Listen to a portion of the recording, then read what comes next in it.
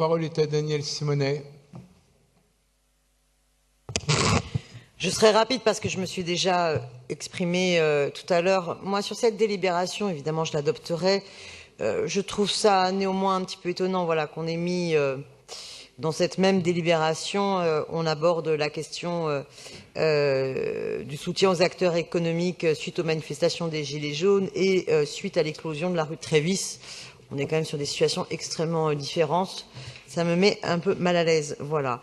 J'ai bien entendu l'intervention de Monsieur Duclos qui développe toutes les aides de la ville à ce sujet. J'aurais juste redire une fois de plus, évidemment, comme Léa Filoche, je m'oppose à toutes les violences d'où qu'elles viennent, qu'il s'agisse de la violence radicale, qu'il s'agisse des violences, pas tant les violences simplement policières, mais les violences dans les modes de commandement des forces de l'ordre. Moi, je voudrais vraiment que vous pensiez également à une autre forme de violence, cette violence sociale.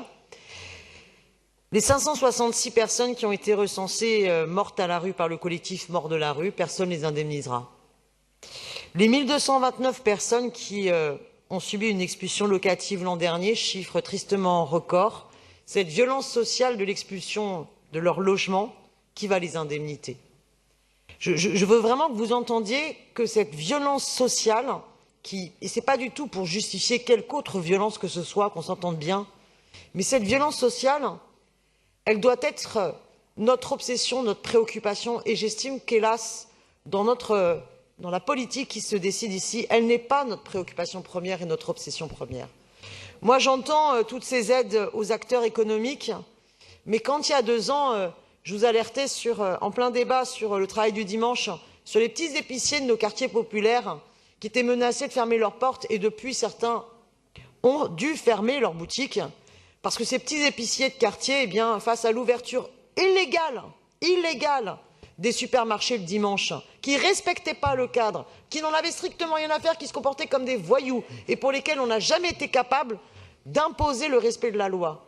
Qui a indemnisé ces petits restaurateurs qui ont subi la déréglementation des gros mastodontes de ces grandes marques de supermarchés? On ne s'en est pas préoccupé. Qui s'en préoccupe de ces petits commerçants face aux gros? Donc moi, je trouve dommage qu'on n'ait pas cette vision plus globale sur la question des violences sociales, et surtout rappeler le meilleur moyen pour que l'ensemble de ces violences le samedi cesse, c'est qu'enfin Macron réponde et donne une réponse politique à cette insurrection citoyenne historique que nous connaissons depuis le 17 novembre, qui est non seulement une insurrection citoyenne qui exige plus de justice sociale, mais qui exige également plus de justice démocratique et des évolutions démocratiques à travers le référendum d'initiative citoyenne. Ça ne justifie aucunement les violences, mais qu'on se donne au moins la peine de les comprendre.